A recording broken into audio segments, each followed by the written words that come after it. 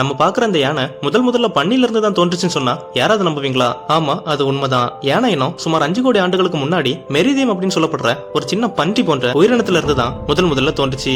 இப்ப நம்ம கூட வாழ்ற யானைகள் தோன்றி சுமார் 30 லட்சம் ஆண்டுகள் ஆகியிருக்கலாம்னு விஞ்ஞானிகள் சொல்றாங்க. காட்டு யானைகளை பார்த்தோம்னா தன்னோட வாழ்க்கையில அதிக நேரத்தை உணவு தேடி அலையறதுல மட்டும்தான் செலவிடுது. குறிப்பா ஒரு நாள்லயே 18 மணி நேரத்தை உணவு தேடி அலையறதுல மட்டுமே செலவு பண்ணுது. யானைக்கு ஒரு நாளைக்கு சாப்பிடுறதுக்கு 100 இருந்து 300 கிலோ தாவரங்கள் வரைக்கும் தேவைப்படுது. அதே போல யானைக்கு குடிக்கிறதுக்கு ஒரு நாள் தேவைப்படுற தண்ணியோட அளவு 100 இருந்து 150 லிட்டரா இருக்கு. இப்ப இருக்கிற தரைவாழ் விலங்குகள்லயே ஆப்பிரிக்க யானை தான் உருவத்துல ரொம்ப பெருசா இருக்கும். முழுசா வளர்ச்சி அடைந்த ஆப்பிரிக்க ஆண் யானை 7000 கிலோ எடை இருக்கும். அதே போல இதோட உயரம் 13 அடியா இருக்கும். ஆசிய கண்டத்தை சேர்ந்த யானைகள் ஆப்பிரிக்க யானைகளை விட சின்னதா தான் இருக்கும். இது அதிகபட்சம் 11 அடி உயரம் தான் வளரும். இதோட எடை 6000 கிலோ.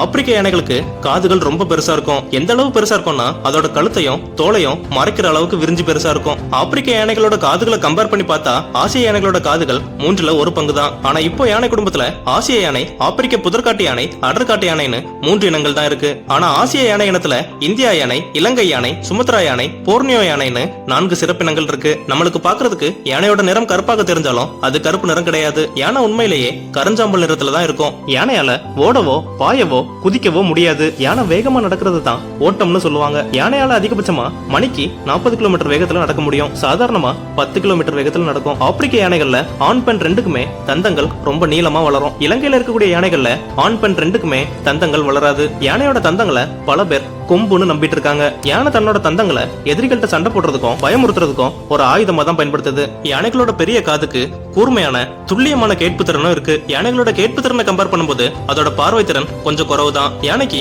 சுமார் 50 அடிகளுக்கு அந்த பக்கம் வர்ற எதுவும் தெளிவா தெரியாது. யானையோட மூக்கம் அதோட மேல் உதடம் தான் தும்பிக்கையா இருக்கு. சுமார் 10,000 தசைவளையங்களாலான தும்பிக்கை தான் யானைக்கு கையா இருக்கு. இவ்வளவு பெரிய தும்பிக்கையை வச்சு ஒரு சின்ன இலைய கூட யானையால எடுக்க முடியும். யானை அதோட தந்தங்களுக்காக தான் அதிக அளவுல வேட்டையாடப்படுது. வெயில்ல இருந்தும் பூச்சிகள்ட்ட இருந்தும் தன்னை காப்பாத்தி கொள்றதுக்கு தான் யானை மண்ணுல புரளுது. அதே போல சேட்டை வாரி உடம்பு ஃபுல்லா பூசுது.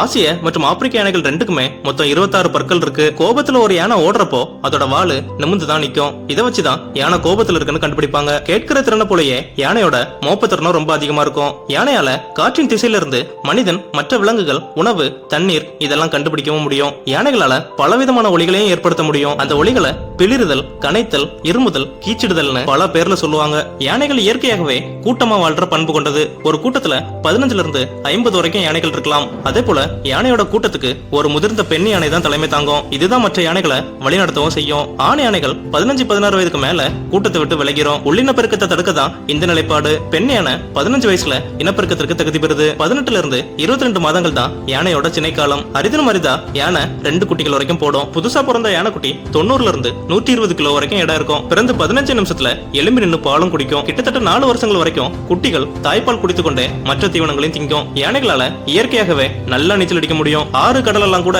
இதுகளால நீந்தி செல்ல முடியும். யானையோட கண்ணத்துக்கு மேல இருக்கக்கூடிய சுரப்பிலிருந்து சுரக்கக்கூடிய திரவத்தை தான் மத நீர்னு சொல்லுவாங்க. இதுதான் யானைகளோட இனப்பெருக்க உணர்வுகளை வெளிப்படுத்த உதவுது. மனுஷனால வளர்க்கப்படுற வளர்ப்பு யானைகள் மனுஷன் சாப்பிடுற எல்லாத்தையுமே சாப்பிடும். ஒரு யானை கூட்டம் நிரந்தரமா ஒரே இடத்துல தங்கி வாழாது. கிட்டத்தட்ட 2000 ஆண்டுகளுக்கு முன்னாடி இருந்தே யானைகளை வச்சு மனுஷங்க வேலை வாங்கியிருக்காங்க. அந்த வேலைகள் எல்லாம் என்னன்னா போர் செய்யறது, மரம் தூக்குறது, கோவில் கட்டுமானம், இதுல எல்லாம் மனுஷங்களோட சேர்ந்து யானையும் வேலை பார்த்திருக்கு. காட்டு யானைகளை பிடிச்சி கும்கி யானைகளாவும் வளர்ப்பு யானைகளாவும் மாற்றுற பழக்கம் பல ஆண்டுகளா வழக்கத்துல இருக்கு. ஊருக்குள்ள நுழைஞ்ச காட்டு யானைகளை பிடிக்க பழக்கப்படுத்தப்பட்ட கும்கி யானைகள் பயன்படுத்தப்படுது. ரயில் விபத்துகளும் மின்வெளிகளும் தான் யானையோட உயிர்களுக்கு அதிக பாதிப்பை ஏற்படுத்துது. இந்த உலகத்துல மனிதர்களை தவிர அதிக ஆண்டுகள் வாழக்கூடிய விலங்கு யானை தான். பலத்தின் அடிப்படையில சிங்கம், புலி கூட யானை கிட்ட நெருங்க முடியாது.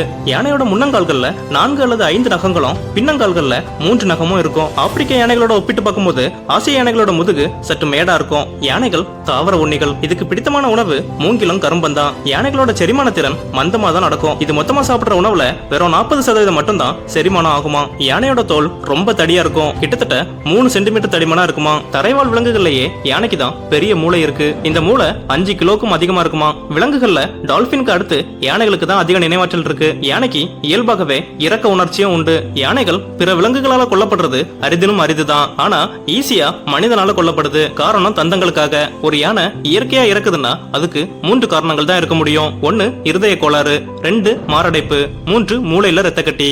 எது எப்படியோ அழிந்து வரக்கூடிய பெரிய உயிர்களை காக்குறது காடுகளையும் எதிர்கால சந்ததியினரையும் காக்குறதுக்கு உதவும்.